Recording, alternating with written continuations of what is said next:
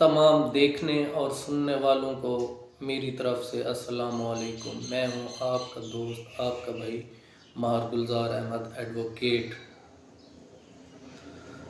नाजरीन, हुकूमत और अदारों की भरपूर कोशिश है कि मुल्क में इलेक्शन ना हो। वो क्यों ऐसा चाहते हैं सबको पता है।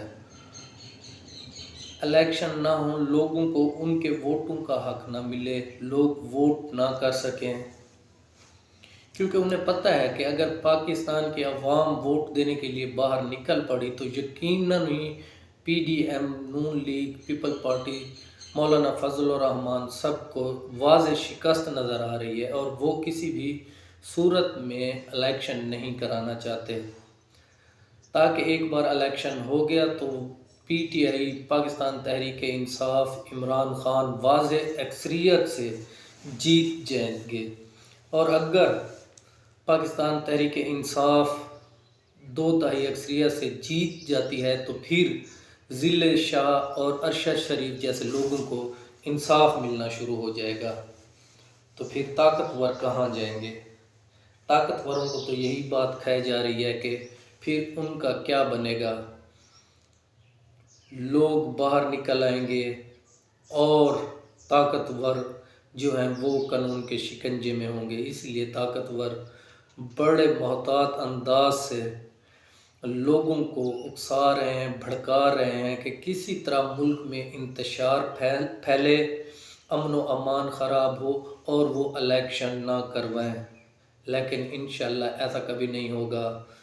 पाकिस्तान तहरीक इंसाफ जाग रही है। मुल्क में सुप्रीम कोर्ट जैसा अदारा महफूज है, सुप्रीम कोर्ट है, हाई कोर्ट है, सब अदारे इंशाअल्लाह इंसाफ के लिए, रूल ऑफ लॉ के लिए इंशाअल्लाह भरपूर कोशिश कर रहे हैं। ऐसे में चौधरी एतजाज़ एहसान साहब ने एक बयान दे दिया है कि चीफ जस्टिस ऑफ पाकिस्तान और सुप्रीम कोर्ट ऑफ पाकिस्तान हमारी रेड लाइन है, वोकला की रेड लाइन है।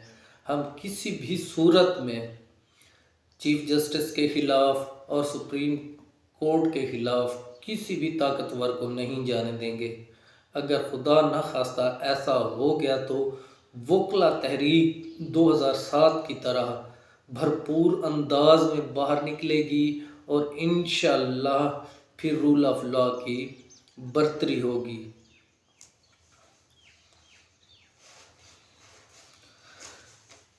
नाजरीन, देखें कि जब इमरान खान के एक लीगली तरह के मार्च पर दफ़ा 144 नाफिज कर दी गई, हालांकि वो इलेक्शन कैंपेन के सिलसिले में पुलिस से बातचीत कर और उनसे रूट लेकर बाहर निकले थे कि हम फ़लाँ जगह से बाहर निकलेंगे और फ़लाँ जगह तक जाएंगे।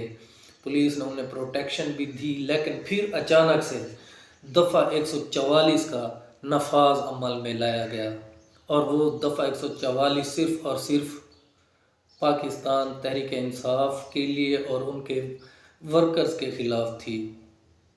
हालांकि वहाँ वोमेन मार्च भी हो रहा था, हाइया मार्च भी हो रहा था। उन मार्च को तो पुलिस की प्रोटेक्शन हासिल थी, लेकिन PTI के वर्कर्स पर जुल्म और तशद्दुद किया जा रहा था और वो अचानक से एक ही दिन के लिए वो दफ़ा 144 नाफिज वैसे तो 7 दिन के लिए की गई थी, लेकिन जैसे ही इमरान खान ने अपने मार्च को कैंसिल किया तो फ़ौरन ही दफ़ा 144 हटा दी गई। चौधरी एतजाज़ ऐसा कहते हैं कि सब के लिए उनकी रेड लाइंस हैं, जैसे कि पीपल पार्टी के लिए आसिफ जरदारी और बिलावल भुट्टो रेड लाइन है। इसी तरह नून लीग के लिए शायद मरियम नवाज़ और नवाज शरीफ ही रेड लाइन होंगे। इसी तरह PTI के लिए भी उनकी PTI के वर्कर्स के लिए उनकी रेड लाइन है, लाइफ लाइन है इमरान खान। लेकिन वोकला के लिए रेड लाइन है chief justice of Pakistan, supreme court, high court, ये सब वोकला के लिए उनकी रेड लाइंस हैं। अगर किसी ने भी, किसी ताकतवर हल्के ने भी उन रेड लाइन को क्रॉस करना चाहा तो फिर